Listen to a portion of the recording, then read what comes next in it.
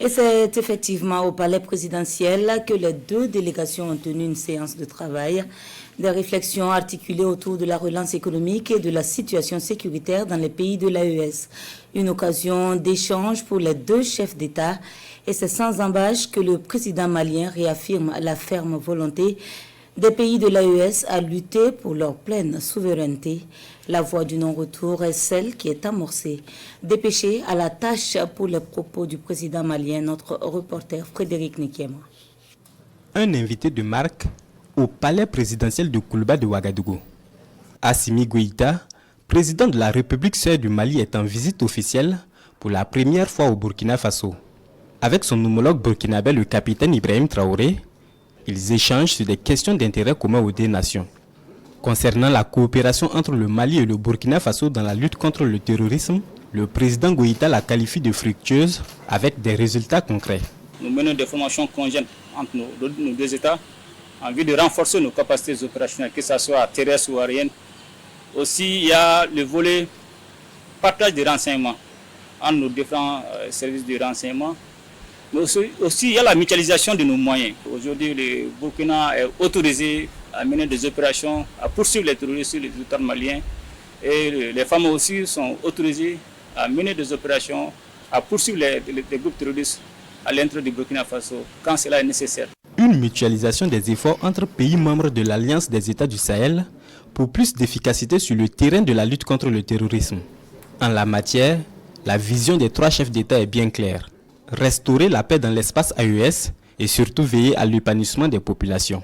Le Sahel a été un train d'affrontement des questions, enjeux géopolitiques, géoéconomiques et géostratégiques des puissances étrangères.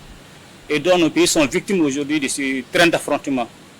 Et quand vous regardez, cela s'explique aisément par la présence de différents groupes de terroristes aujourd'hui qui sont soutenus. Ce n'est pas un secret par des puissances étrangères. Mais aujourd'hui, nous avons pris notre destin en main. Et quand nous avons compris cela, le Mali, le Niger, le Burkina, nous avons décidé de quitter dans des partenariats de façade.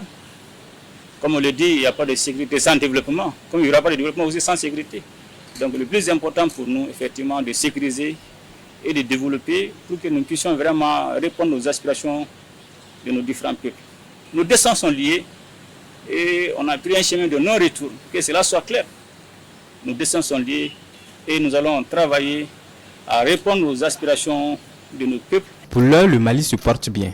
La situation sécuritaire est sous contrôle, ajoute le colonel Assimi Goïta. Les forces armées maliennes mènent sur le terrain des offensives avec plusieurs succès à l'appui. Aujourd'hui, on évolue en autonome et sans pourtant prendre des permissions à qui que ce soit. Et sans demander l'autorisation de survoler nos avions ainsi que nos drones, la situation sécuritaire au Mali est sous contrôle. Les actions offensives sont menées en longueur de la journée. Et il y a eu beaucoup de destruction des bases logistiques des groupes terroristes. Il y a eu beaucoup de neutralisation des leaders terroristes, dont le récent est Igo, qui est l'ennemi de l'État islamique au Sahel. Mais surtout aujourd'hui, c'est la reddition de beaucoup de terroristes. Même pas plus tard qu'hier, il y a eu des terroristes qui ont déposé leurs armes. Malheureusement, c'est des enfants de 15 ans, 10 ans. Mais c'est des guetteurs. Donc, force est de constater que la peur a changé de camp aujourd'hui au Mali.